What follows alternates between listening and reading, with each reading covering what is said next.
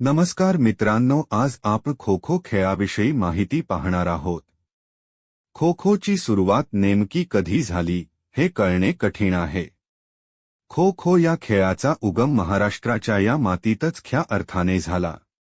पकडापकडीच्या खेळातून उत्क्रांती होत ह्या खेळाचा जन्म झाला असावा. 20व्या शतकाच्या सुरुवातीला ह्या खेळात सुसूत्रता आणण्यास सुरुवात झाली. 1914 साली पुणे जिमखाना येथे खो खोचे नियम बनवण्यासाठी एका समितीची स्थापना झाली.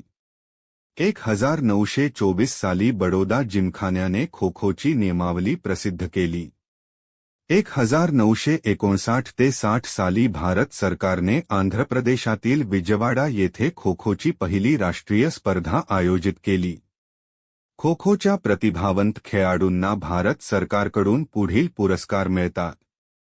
अर्जुन पुरस्कार, एकलव्य पुरस्कार पुरुषांसाठी, राणी लक्ष्मीबाई पुरस्कार महिलांसाठी, अभिमन्यू पुरस्कार 18 वर्षे वयोगटाखालील मुलांसाठी, जानकी पुरस्कार 16 वर्षे वयोगटाखालील मुलींसाठी. खो खोमध्ये 2 संघ असतात. प्रत्येक संघात 12 खेळाडू असतात, परंतु एका वेळेस 9 खेळाडू खेळतात. खेळ 2 भागांमध्ये विभागला जातो. 2 भागांमध्ये 5 मिनिटे विश्रांतीचा कालावधी असतो. प्रत्येक भागात पुन्हा 2 उपभाग असतात. त्यातील पहिल्या उपभागात पहिला संघ पाठलाग करतो व दुसरा संघ बचाव करतो. दुसऱ्या उपभागात पहिला संघ बचाव करतो तर दुसरा पाठलाग करतो. दोन्ही उपभागांमध्ये 2 मिनिटे विश्रांतीचा काळ असतो. थोडक्यात संपूर्ण खेळ साधारणतः 36 मिनिटे 7-2-7-5-7-2-7 चालतो. खेळाच्या सुरुवातीला पाठलाग करणाऱ्या संघाचे 8 खेळाडू 2 खांबांमधील 8 चौकोनात आळीपाळीने विरुद्ध दिशांना तोंड करून बसतात. 9वा खेळाडू कोणत्याही एका खांबाजवळ उभा राहतो. बचाव करणाऱ्या संघाचे 3 खेळाडू मैदानात असतात. खेळ सुरू झाल्यावर पाठलाग करणाऱ्या संघाचा 9वा खेळाडू बचाव करणाऱ्या संघाच्या 3 खेळाडूंना बाद करण्याचा प्रयत्न करतो. पाठलाग करणाऱ्या खेळाडूवर खालील बंधने असतात. एकदा एका खांबाकडील दिशा पकडल्यावर तो आपली दिशा बदलू शकत नाही. खांबाला स्पर्श करून तो आपली दिशा बदलू शकतो. तो 2 खांबांना जोडणारी रेषा ओलांडू शकत नाही. पळण्याची दिशा बदलण्यासाठी पकडणारा खेळाडू इतर खेळाडूंना खो देऊ शकतो. खो देण्याची प्रक्रिया पुढील प्रमाणे घडते. पळणारा खेळाडू मैदानाच्या ज्या बाजूस असेल त्या बाजूस तोंड करून बसलेल्या खेळाडूलाच तो खो देऊ शकतो. खो देताना पळणारा खेळाडू खो दिल्या जाणाऱ्या खेळाडूच्या पाठीवर थाप मारून खो असा आवाज करतो. खो घेतलेला खेळाडू मग त्याचे तोंड असलेल्या बाजूस उजव्या किंवा डाव्या दिशेस पकडण्यासाठी पळण्यास सुरुवात करतो. ज्याने खो दिलेला आहे तो खेळाडू खो घेतलेल्या खेळाडूची जागा घेतो. वरील प्रकारे खो खोची साखळी सुरू राहते. बचाव करणाऱ्या खेळाडूवर मैदानात पळताना कोणतेही निर्बंध नसतात. कोणताही बचाव करणारा खेळाडू खालील प्रकारांनी बाद होऊ शकतो. पकडणाऱ्या खेळाडूने बचाव करणाऱ्या खेळाडूस तळहाताने स्पर्श केल्यावर, बचाव करणारा खेळाडू मैदानाबाहेर गेल्यास, बचाव करणारा खेळाडूने मैदानात उशिरा प्रवेश केल्यास, बचाव करणाऱ्या संघाचे 3ही खेळाडू बाद झाल्यावर पुढचे 3 खेळाडू मैदानात प्रवेश करतात.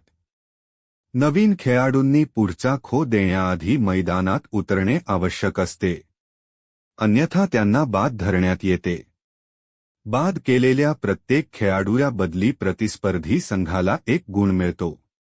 पहिल्या भागाच्या अखेरीस प्रत्येक संघाचे गुण बघितले जातात. ज्या संघाचे गुण जास्त त्या संघाची विरुद्ध संघावर दोन्ही संघांमधील गुणांच्या फरकाइतकी आघाडी धरली जाते. दुसऱ्या भागाच्या अखेरीस जो संघ आघाडी मिळवितो तो संघ त्या आघाडीने विरुद्ध संघावर मात करतो. भारतामध्ये खो खोच्या खालील स्पर्धा आयोजित केल्या जातात. काही भारतीय खो खो खेळाडू सतीश राय, सारिका काळे, पंकज मल्होत्रा, मंदाकिनी माझी, प्रवीण कुमार राष्ट्रीय स्पर्धा, राष्ट्रीय कुमार स्पर्धा, राष्ट्रीय निम्नस्तरीय कुमार स्पर्धा, आंतरशालेय उच्च स्पर्धा, आंतरशालेय माध्यमिक स्पर्धा, आंतरशालेय प्राथमिक स्पर्धा, राष्ट्रीय महिला स्पर्धा, आंतरविद्यापीठ स्पर्धा. खेळाचे मैदान. संपादन खो खो खेळपट्टीचे रेखाटन. पांढऱ्या रेषा मार्कर आहेत, काळी वर्तुळे लाकडी खांब आहे, 4 फूट उंच. पिवळे बाण टीम सदस्यांचा पाठलाग करत आहेत. तर हसरे चेहरे हे बचावकर्ते आहेत. एकूण क्षेत्राची आवश्यकता 30 m x 19 m, सर्व बाजूंनी 1.5 m रुंद असलेल्या लॉबीसह. दोन्ही ध्रुवांच्या मागे 1.5 m x 16 m मुक्त क्षेत्रासह खेळण्याचे क्षेत्र 2.7 m x 16 m. ध्रुव अंतर 2.4 m, मध्यवर्ती लेन 2 ध्रुवांना जोडणारी 2.4 m लांबी x 30 सेंटीमीटर रुंदी. क्रॉस लेन 8 मध्यवर्ती लेनला छेद आहे. प्रत्येक लेन 1.6 m x 3.5 m.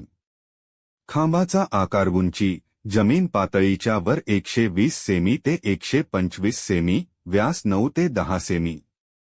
या खेळामध्ये संघामध्ये प्रत्येकी 12 खेळाडू. आशियाई खो खो फेडरेशनच्या नियमांनुसार प्रत्येकी 15 खेळाडू असलेले 2 संघ आहेत, तर प्रत्यक्षात फक्त 9 खेळाडू खेळत आहेत. सामन्यात 4 वळणे आहेत, ज्यात 2 बचाव आणि 2 चेस वळणे आहेत. प्रत्येक वळण 9 मिनिटांचा असतो. प्रत्येक पुटआउट डिफेंडर पाठलाग करणाऱ्या संघासाठी 1 गुण आणतो.